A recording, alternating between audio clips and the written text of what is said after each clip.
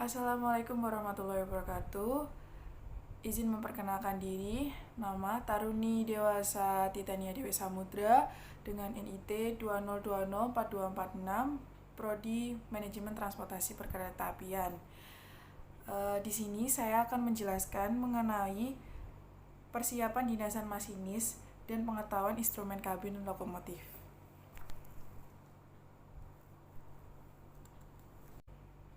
Baik, lokomotif yang biasanya di-start oleh petugas daily check sudah dalam keadaan menyala.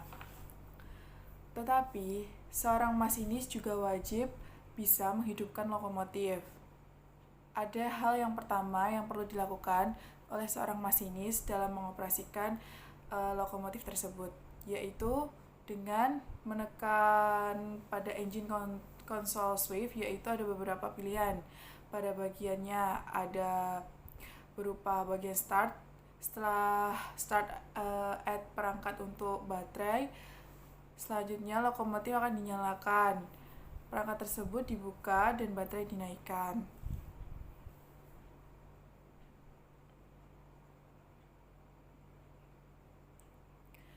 Kemudian pada lokomotif asli, pada bagian perangkat terdapat circuit breaker. Pada circuit breaker tersebut dinaikkan dari kiri ke kanan setelah sudah naik semua.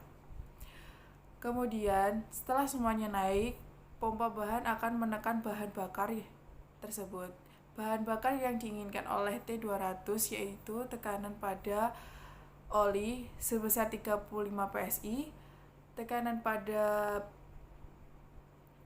pada minyak pelumas yaitu sebesar 30 PSI, tekanan bahan bakar sebesar 90 PSI atau sekitar 460 kPa.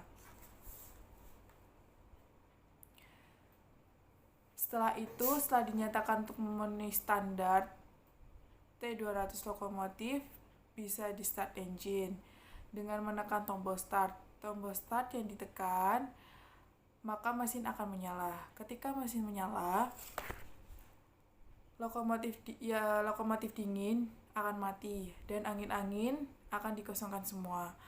Lalu kita menunggu angin yang di dalam reservoir itu terpenuhi.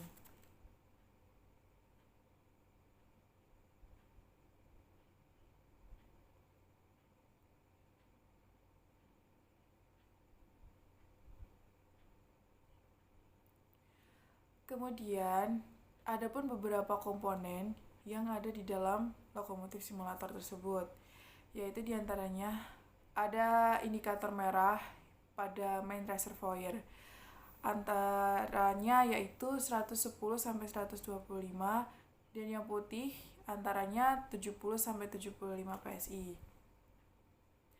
Kalau bar indikator yang merah antaranya 7-8,5 bar dan indikator putihnya antara 3,5-5 bar.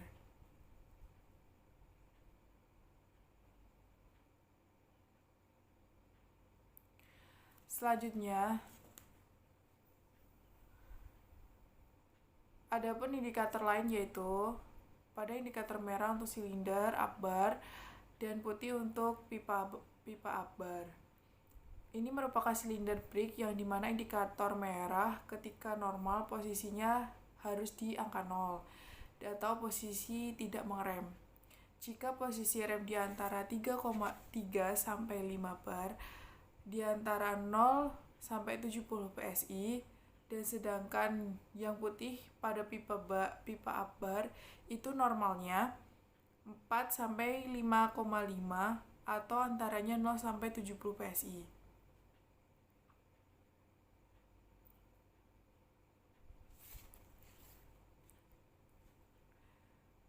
Sedangkan yang putih pada pipa akbar itu normalnya 4 sampai 5,5 ketika seseorang melakukan service brake, rangkaian indikator putih turun antara 2,5 bar, sedangkan yang merah masih tetap pada 3,5 sampai 5 bar.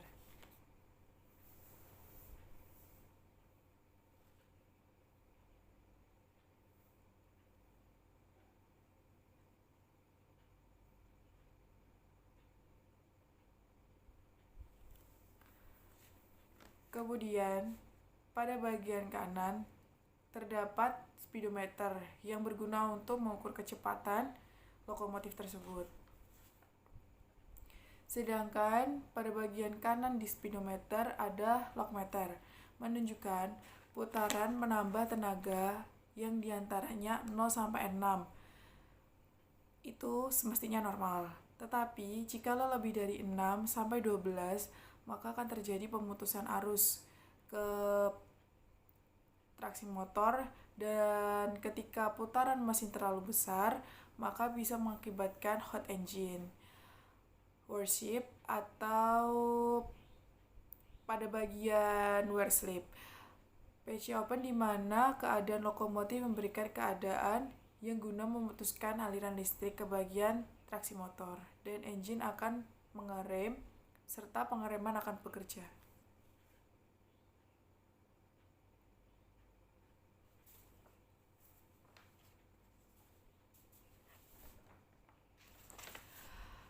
Adapun pada bagian handle lokomotif terdapat 3 bagian, yaitu dynamic brake, throttle, dan reverser.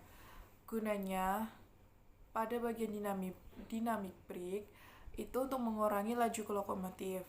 Pada putaran traksi motor normalnya arahnya ke depan. Ketika dynamic brake bekerja akan diputar balik guna untuk memperlambat lokomotif.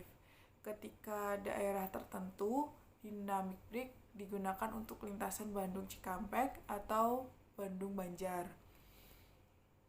Karena lintasan naik turun dan tidak seringnya menggunakan service brake, maka hal tersebut mengurangi terjadinya keausan pada rem block. Saat penggantinya menggunakan dynamic rem, adapun throttle yaitu digunakan untuk menambah tenaga dari putaran mesin. Jika semakin besar angkanya, maka semakin besar juga tenaga yang dikeluarkan.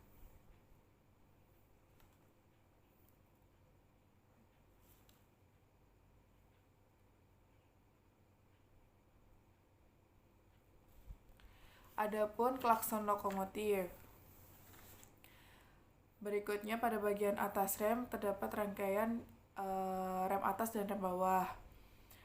Rem atas itu untuk rem rangkaian dan rem bawah itu untuk rem lokomotif.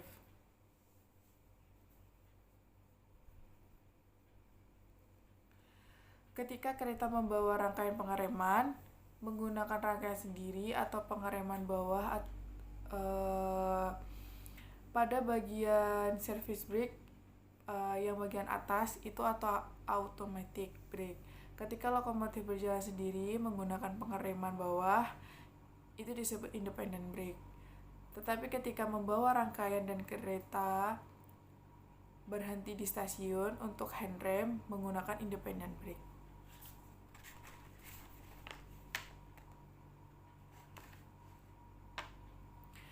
Terdapat tombol switch in atau out digunakan ketika lokomotif itu double traksi.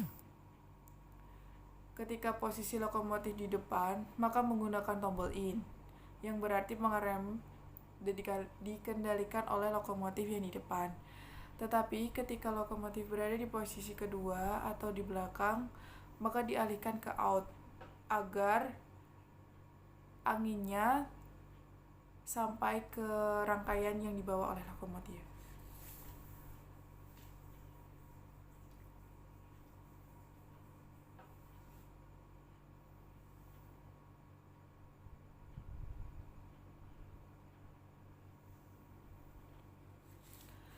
Berikutnya terdapat saklar M dinamis. Ketika posisi normal pada fungsi throttle itu posisi ke bawah. Ketika mau diaktifkan, setnya dinaikkan ke atas. Posisi throttle idle dan posisi reverse tetap sesuai dengan arah laju lokomotif dan baru diarahkan ke setup.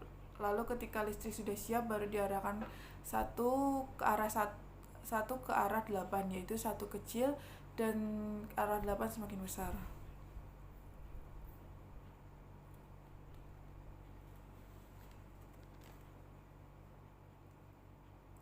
Lalu terdapat tingkapan pemasir, tingkapan lonceng.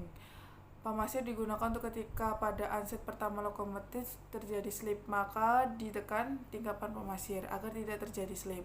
Untuk tingkapan lonceng digunakan untuk pada saat kereta masuk ke stasiun agar suara tidak mengkagetkan penumpang.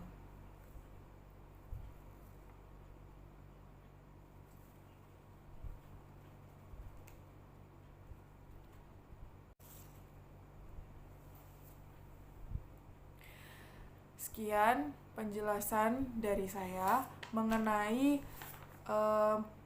persiapan dinas masinis dan pengetahuan instrumen kabin lokomotif. Kurang lebihnya saya mohon maaf. Wassalamualaikum warahmatullahi wabarakatuh.